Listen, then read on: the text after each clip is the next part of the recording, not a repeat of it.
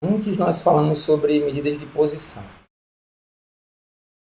Então, com elas a gente consegue fazer, por exemplo, previsões. Ou resumir os nossos dados. Resumir um número que a gente deseja comunicar com aqueles dados lá.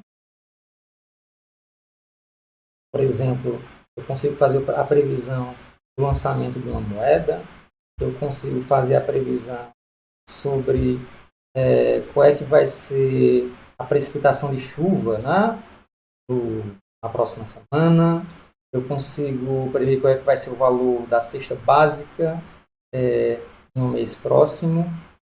Então, as medidas de posição servem para esse tipo de atividade.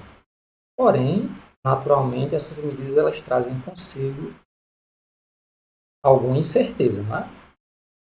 O nosso objetivo com as medidas de dispersão é medir essa incerteza. Seja aquela incerteza aleatória, ou seja, que é devido à variabilidade natural do fenômeno que a gente estuda, ou seja, a incerteza epistêmica, tem a ver com o quanto eu domino daquele fenômeno. Quer dizer, é possível até que eu tenha um fenômeno que não seja tão variável assim, mas que eu tenha dúvidas sobre os seus resultados. Então, medidas de dispersão servem para você falar sobre a incerteza que existe quando você faz as suas previsões. Vou começar um pouquinho com vocês sobre algumas dessas medidas. A primeira é a amplitude. Talvez a mais simples das medidas de dispersão. Então, você tem a sua amostra de observações, você tem o valor máximo que você observa, você tem o valor mínimo, e a amplitude nada mais é do que a diferença entre o máximo e o mínimo.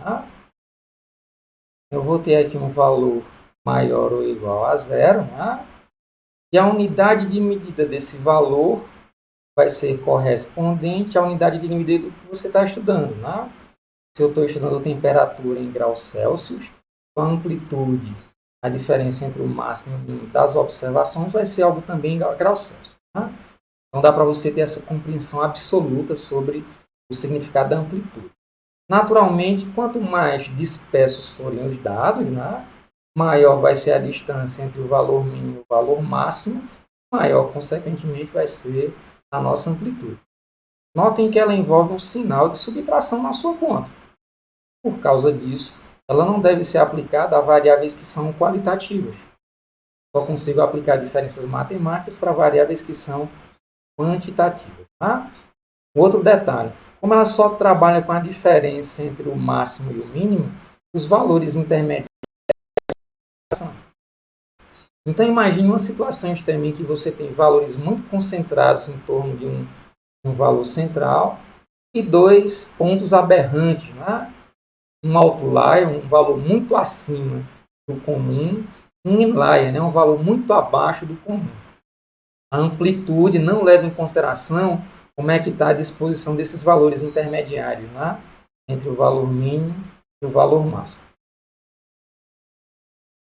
Então, com um exemplozinho, vamos considerar aquela situação sobre o tempo desempregado, de um grupo de 10 indivíduos. Eu tenho essa amostra de indivíduos, os dados aqui já estão ordenados, Aí o mínimo foi 0,3 mês, o máximo foi 11,8 meses, e a amplitude, que vai ser a diferença entre o máximo e o mínimo, seria 11,8 menos 0,3, o que eu tenho aqui é 11,5. A minha amplitude seria então de 11,5 meses.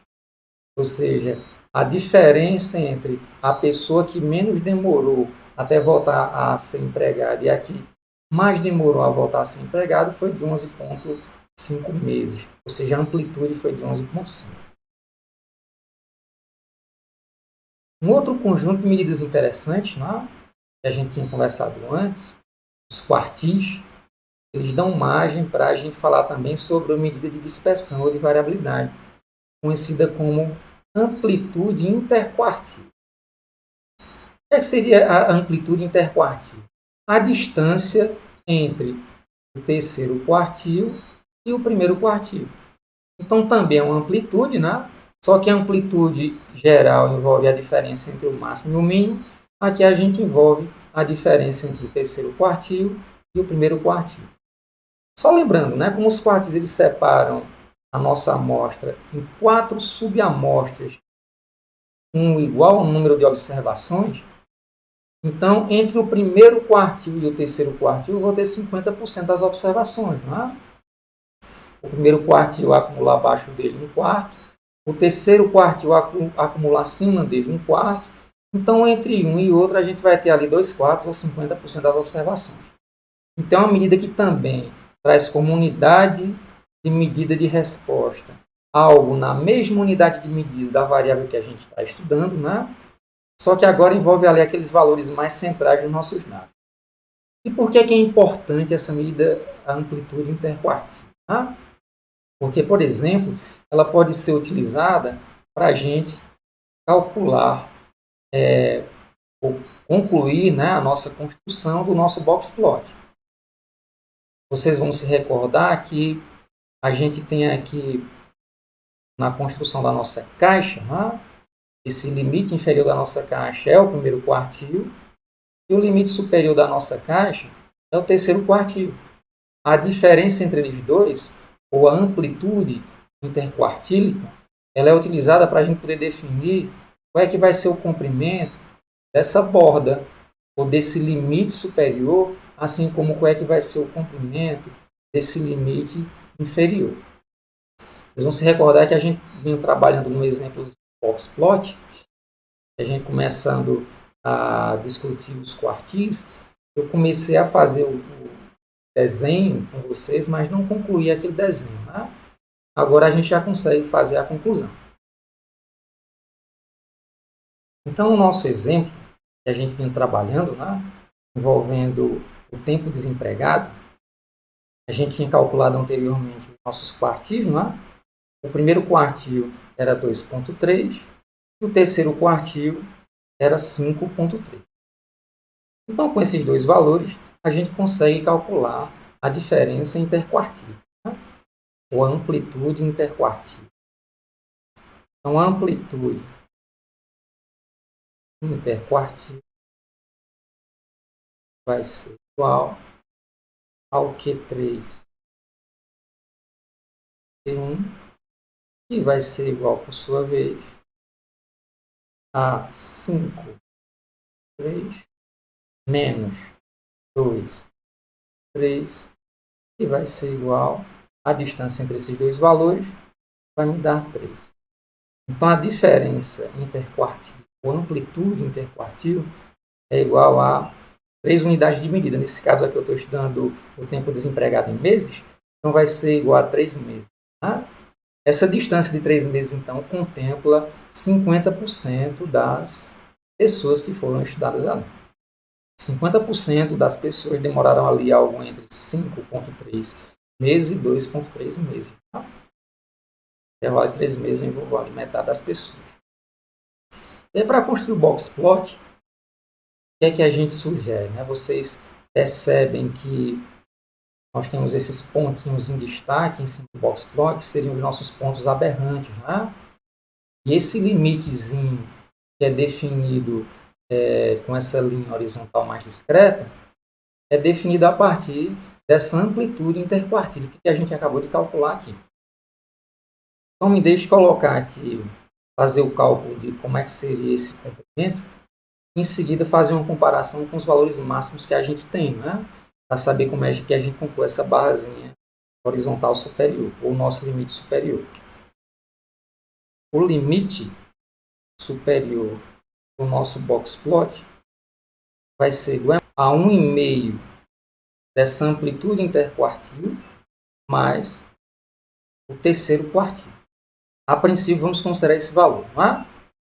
É muito comum a gente utilizar essa constante 1,5 para poder definir essa distância aí, né?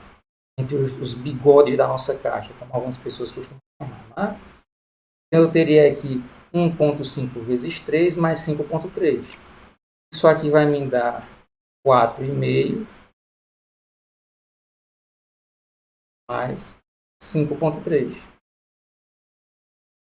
vai me dar ao final 9,8. Eu vou guardar essa observação aqui com cuidado, esse limite superior com cuidado, né? Vocês vão perceber que o limite superior aqui ele é menor do que 10,1 e é menor do que 11,8. Valores, além desses dois, foram sempre menores do que o limite superior na nossa amostra de dados. Né? Então, por exemplo, o valor ficou na oitava posição, foi 5,3. Já é abaixo do nosso limite superior. Então, nosso limite superior, de fato, vai até 9,8 nessa situação. Vou aqui até 9,8.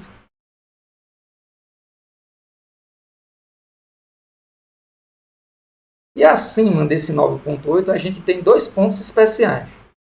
O 10,1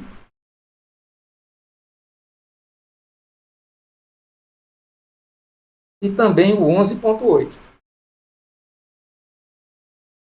Eu vou colocar aqui uma bolinha para cada um desses dois indivíduos. Então, a princípio, na parte superior, a gente teria esses dois pontos aberrantes aí, de acordo com esse critério já convencionado lá para o estudo do box plot. Se por um acaso entra um condicionamentozinho nesse limite, né? Se por um acaso esse cálculo do limite superior fosse maior do que o máximo das minhas observações, eu não precisaria colocar esse valor aqui. Eu poderia colocar o máximo das observações. Porque eu contemplo na figura apenas o range de variabilidade das minhas observações. Tá? Então, se esse valor ele ultrapassa o valor máximo, eu considero o valor máximo como sendo a borda do meu bigodezinho, tá? Da minha haste superior. Vamos tentar fazer um exercício parecido agora pensando no limite inferior. É uma conta muito semelhante, né? Só que aqui agora eu vou ter uma diferença entre o primeiro quartil e esses valores, né? Vai ser o primeiro quartil menos essa constante aqui. Tá? Então, o limite inferior do meu box plot vai ser igual agora ao primeiro quartil menos 1,5 vezes amplitude interquartil. Isso aqui vai ser igual, então, a 2,3 menos 4,5, né? Meu y aqui foi de 3. Então, isso aqui vai ser igual a um valor negativo, né? Eu vou ter aqui menos 2,2. Vocês percebem que é um valor negativo, né? Eu tenho aqui um valor negativo. Eu estou falando sobre o tempo desempregado em meses, cujo valor mínimo foi de 0,3. Então não tem por que eu descer com essa borda inferior até menos 2,2. Eu vou estar gerando mais desinformação do que informação nesse caso. Eu vou priorizar então, utilizar o valor mínimo. Então a borda inferior do meu box plot vai apenas até 0,3. E aqui a gente consegue concluir o desenho do nosso box plot. Aí vocês percebem como a informação envolvida no box plot envolve uma sofisticação bem além daqueles gráficos, né, que são voltados ali para distribuições de frequências simplesmente. Vamos falar agora sobre o erro absoluto médio. Né? Na verdade, as medidas de dispersão, as mais famosas, né, dessas medidas, elas são sempre medidas de erro. Tá? Medidas de distância das observações em relação a um valor central. Né? E a média termina sendo a principal dessas medidas de posição adotadas como valor central, quando se deseja calcular essas distâncias ali entre as observações, né? Ou essa dispersão das observações em torno desse valor central que seria a média. Tá? Então, uma das mais simples medidas é o erro absoluto médio. Ele primeiro sugere que a gente calcule a média da amostra, Em seguida, a gente calcula as distâncias entre cada observação e essa média. E depois a gente elimina o sinal dessa diferença. Né? Às vezes, a média amostral assume um valor maior do que aquela observação, e aí a diferença é negativa, e a gente elimina esse sinal negativo. Porque se a gente não eliminar o sinal dessa diferença, como a média é o centro de gravidade, a soma das simples diferenças vai terminar dando zero, vai sempre dar zero. A média é o ponto de equilíbrio ali das observações. Tá? E essas diferenças em módulo terminam sendo divididas ao final pelo tamanho da nossa amostra. Tá? Então vocês percebem que diferente da amplitude ou da amplitude interquartílica, né, ou interquartil, a gente aqui considera todas as observações. Tá? Não é apenas o valor máximo e o valor mínimo de acordo com algum critério. Né? Aqui a gente considera todo mundo, né, todas as N observações. Como trabalha com diferenças, assim como as que eu tinha mostrado anteriormente, ela também se é adequada para variáveis quantitativas. E essa aqui tem uma característica a mais, né, que ela envolve o valor médio, que por sua vez só pode ser aplicado para variáveis quantitativas. Então, trago aqui aquele mesmo exemplo do tempo desempregado para ficar mais claro o entendimento de vocês. O que é que eu tenho? Aqui eu tenho as observações. Aqui eu calculei a soma dos valores observados, que dá 50, quando eu somo todos esses meses. Eu tenho o valor médio. Então, em média, as pessoas consomem ali 5 meses desempregados até voltarem a trabalhar nessa localidade. Aqui eu tenho as diferenças entre cada observação e o valor médio. Essas distâncias que a gente tem na nossa forma geral aqui. Então, a distância, ou a diferença entre 0,3 e 5 dá menos 4,7. 0,3 menos 5 dá menos 4,7. 2,5 menos 5 dá 2,5. 2,3 menos 5 dá menos 2,7 e assim por diante. Inclusive, a gente tem aqui o oitavo valor, que é o 5, já a distância dele em relação à média é zero. Então, quando eu somo essas diferenças simplesmente, eu vou ter naturalmente vai ser zero. Essas diferenças elas vão tender a se anular. Então, não teria sentido pensar com medida de dispersão a diferença média entre as observações. Daí a importância da gente aplicar esse módulo aqui. Quando a gente aplica o módulo, a gente termina eliminando esses sinais negativos. Que seria menos 4,7 se torna 4,7, que seria menos 2,5 se torna 2,5, seria menos 2,7 se torna 2,7 e assim por diante. Ao final, o que eu somo é 24. Então, em termos absolutos, a gente teve ali, envolvendo todas essas observações, um distanciamento de 24. E, em média, a gente teve um distanciamento de 2,4. Para mais, ou para menos. Então, tive aqui a eliminação do sinal, e aqui o que eu tenho é uma distância média absoluta, das observações em relação à média da nossa amostra. Então, aqui a gente teria 2,4 meses. A gente tem ali, em média, a distância entre cada observação e a média, em termos absolutos, é de 2,4 meses. Mais uma medida de dispersão. Outra medida, a mais importante das medidas de dispersão, é a variância amostral. Ela também envolve a média. Só que agora, ao invés de simplesmente aplicar o módulo, dividir pelo tamanho da amostra, a gente aplica o quadrado. Eu não estou dividindo pelo tamanho da amostra, eu divido pelo tamanho da amostra menos 1. Por quê? Porque eu estou falando sobre a variância amostral. A gente tem basicamente duas alternativas de trabalhar com a variância. A gente tem variâncias associadas a amostras e variâncias associadas a toda uma população. A gente vai poder ver esse conteúdo mais à frente.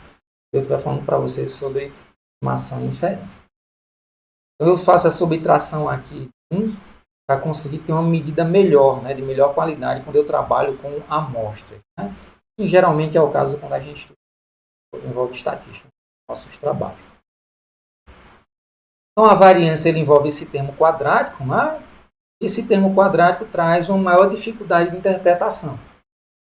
Então, se eu estou estudando o tempo desempregado meses, essa diferença ao quadrado vai ser algum valor meses ao quadrado. Então, a unidade de medida da variância vai ser sempre a unidade de medida do que eu estou estudando, só que elevada ao quadrado. Isso traz uma série de complicações, principalmente no entendimento. Tá? Por causa disso, também a gente termina trabalhando com o desvio padrão. E o que é o desvio padrão? Nada mais do que a raiz da variância. Então, eu vou guardar esse 2 para representar a variância e o S para representar o desvio padrão. Vou fazer aquele exemplozinho do tempo desempregado para ficar mais fácil também o entendimento de vocês sobre isso. Então, de novo, eu tenho aqui o tempo desempregado, a soma desses tempos, né? E o valor médio, nosso x barra aqui foi 5, né? Aqui, de novo, eu tenho as diferenças entre cada observação e a média, né? Assim como eu tinha no exemplo anterior. E aqui eu tenho agora as diferenças quadráticas, né? Esse erro quadrático aqui. Então, menos 4,7 ao quadrado vai dar aproximadamente 22,09. Menos 2,5 vai dar 6,25 quando elevado ao quadrado. Né? Menos 2,7 vai dar 7,9, né? Quando elevado ao quadrado e assim por diante. 0,1 ao quadrado vai dar 0,01. E quando eu somo todas essas diferenças quadráticas, eu obtenho esse valor aqui, 111,18.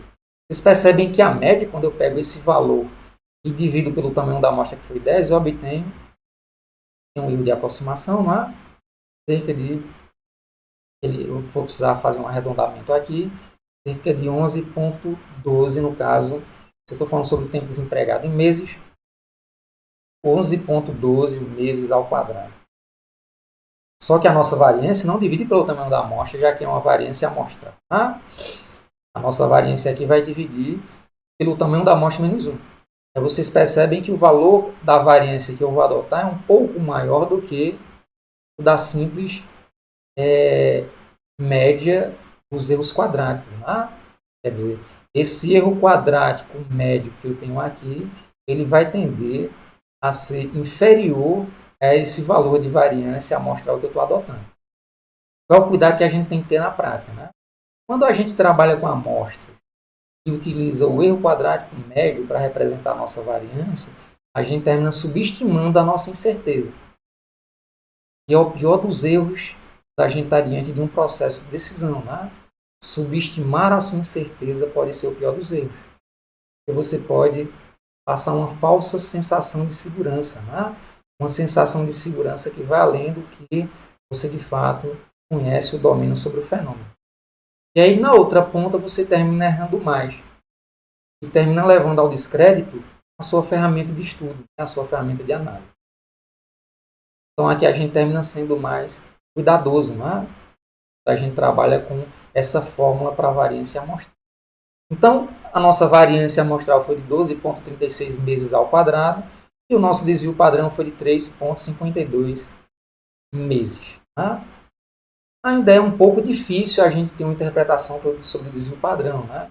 A ideia, de novo, seria a distância em média, né, de cada observação em relação à média. Só que a gente sabe que não é bem a distância em média, porque a nossa operação envolve termos quadrados. Tá? Foge de interpretação simplista, não é? A gente conseguir explicar e dar um maior entendimento para o desvio padrão ou para a variância. Tá? Assim como a gente tinha feito com o erro absoluto médio. Tá? Para poder sanar essa dificuldade que a gente teria com a variância e com o desvio padrão, a gente termina trabalhando com o coeficiente de variação. O que é o coeficiente de variação? É a divisão do nosso desvio padrão pela média da nossa amostra. Então, a gente termina, já que o desvio padrão vem na mesma unidade de medida do meu fenômeno, e a média também vem nessa mesma unidade de medida, a gente pode, em algumas circunstâncias, recorrer ao coeficiente de variação que termina eliminando essas unidades de medida, tá? Permitindo uma interpretação percentual, por exemplo, ou uma interpretação relativa, a depender das características da sua amostra. Então, a gente costuma trabalhar com coeficiente de variação, principalmente quando a gente está diante de variáveis que são quantitativas, naturalmente, né? Envolvem um desvio padrão e a média. E, além disso, essa amostra não envolve valores negativos. E por que esse cuidado? Né? Porque se a amostra envolver valores negativos, é possível que essa média seja puxada, por exemplo, para o valor zero. Mesmo diante de um conjunto de observações que envolva uma dispersão pequena.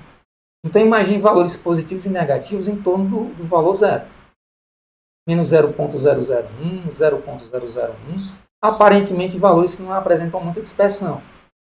Mesmo assim, com a média se aproximando de zero, a gente teria uma relação do desvio padrão para essa média tendendo a infinito, explodindo. Né?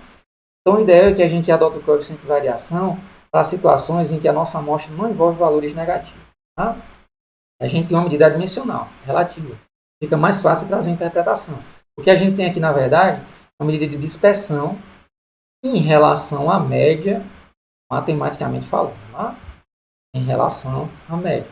Utilizando como exemplo o nosso caso lá, nossa amostra de tempo empregado, cuja média foi de 5 meses, né?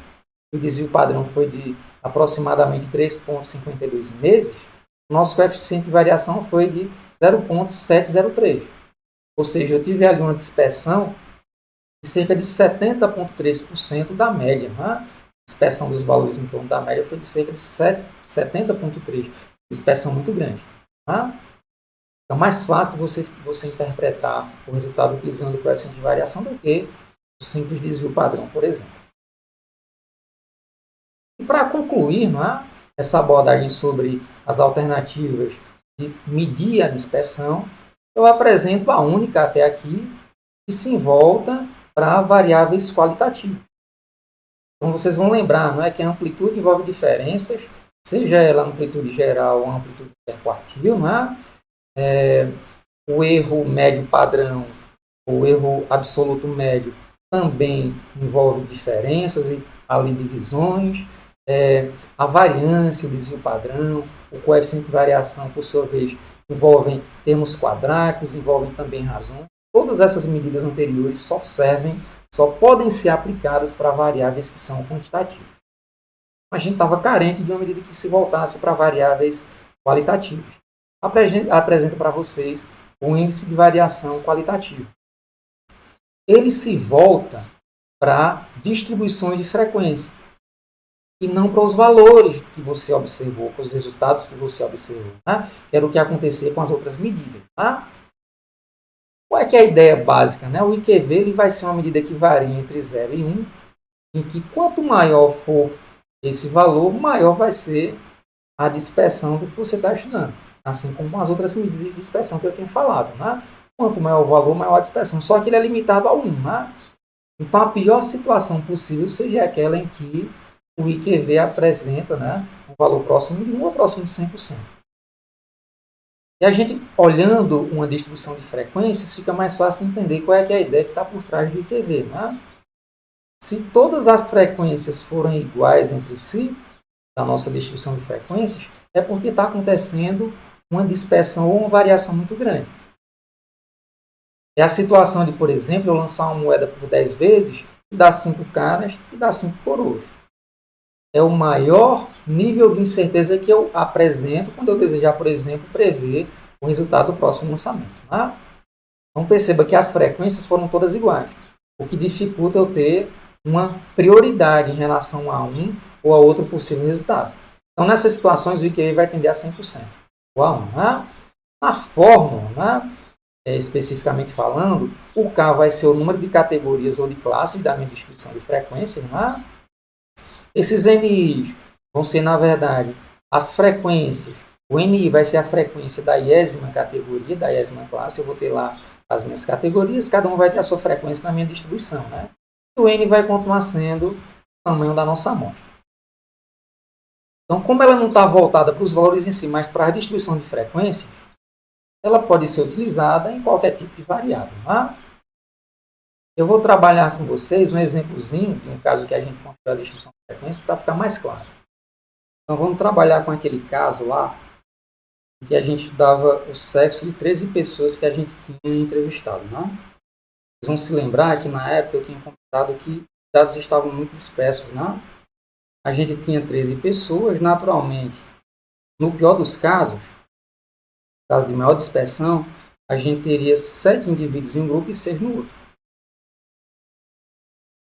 Então, para poder aplicar a fórmula do IQV aqui, eu vou primeiro colocar um índice caminhando pelas linhas para ficar mais fácil o entendimento da nossa fórmula. colocar um izinho aqui do lado. Ó. Então, o masculino vai ser o sexo de índice 1, o feminino vai ser o sexo de índice 2. Eu vou dizer que essas frequências, que eu observei, vão ser representadas por NI, onde I é o índice do sexo, né? Ou é o índice da categoria que a gente está estudando.